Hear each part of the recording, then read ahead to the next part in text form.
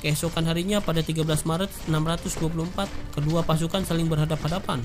Beberapa kaum Quraisy Mekah yang kehausan nekat mengambil air di sumur yang dekat dengan pasukan Muslim. Mereka pun dihujani panah.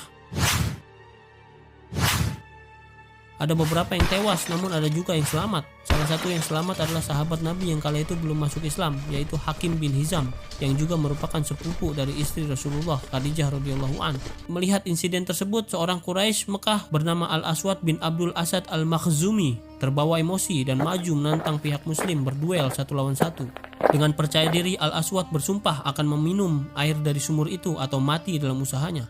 Tantangannya itu lalu disambut oleh Sayyidina Hamzah, paman Nabi. Keduanya pun berduel.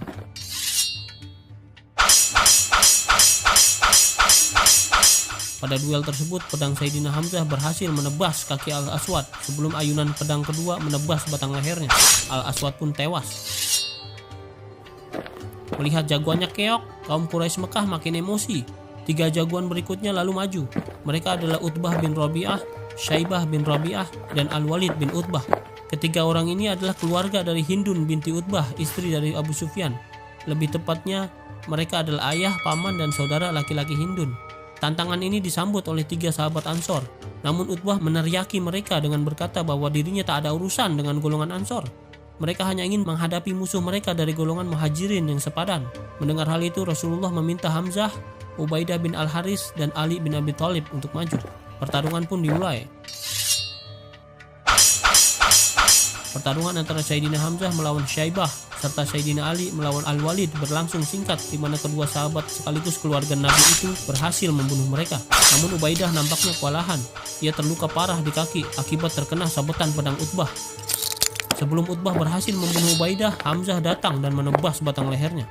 Maka tewaslah Utbah. Sementara Ubaidah digotong oleh Ali dan Hamzah kembali ke barisan. Namun 4 atau 5 hari kemudian ia syahid akibat luka tersebut. Kekalahan duel ini membuat Abu Jahal sebagai komandan perang Quraisy Mekah murka.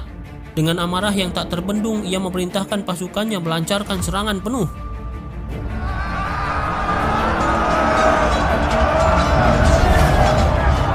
Sementara itu, Nabi memerintahkan pasukannya mengambil posisi bertahan dengan formasi 3 baris, di mana baris terdepan diisi para penombak.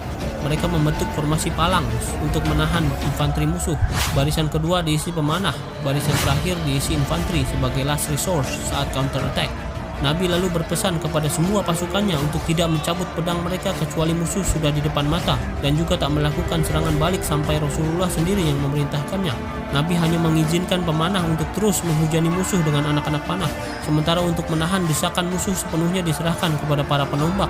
Strategi ini dipakai untuk menguras tenaga musuh sampai mereka kelelahan sebelum counter attack diambil. Didukung dengan posisi strategis yang diapit 2 gunungan pasir, membuat formasi ini sangat efektif untuk menahan desakan pasukan Quraisy Mekah.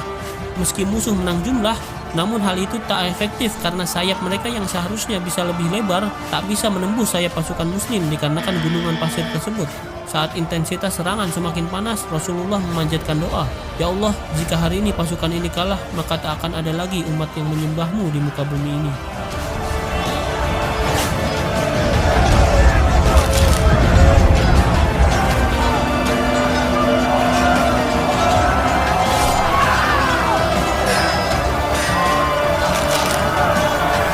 Semakin lama, intensitas serangan musuh akhirnya semakin melemah akibat kelelahan.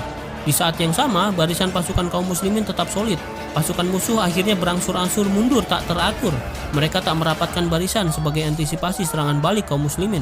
Tak menyangka pasukan muslim melakukan serangan balik secepat itu, pasukan Quraisy Mekah pun kalang kabut. Walhasil masing-masing mencari selamat sendiri-sendiri, termasuk komandan mereka Abu Jahal. Dengan menunggang kuda, ia berusaha melarikan diri. Naas, 2 pemuda Ansor ternyata telah mengincar dirinya. Ia pun tertangkap dan dibunuh.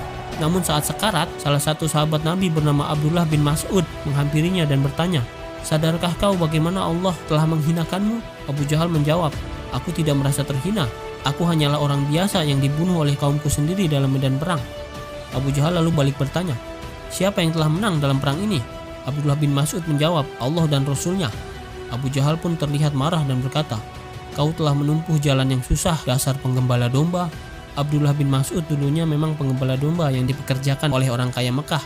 Saat itulah Abdullah bin Mas'ud menghunus pedangnya dan menebas batang leher Abu Jahal. Mendengar kabar tewasnya Abu Jahal ini, maka Rasulullah bersabda, Fir'aunnya bangsa ini telah tewas.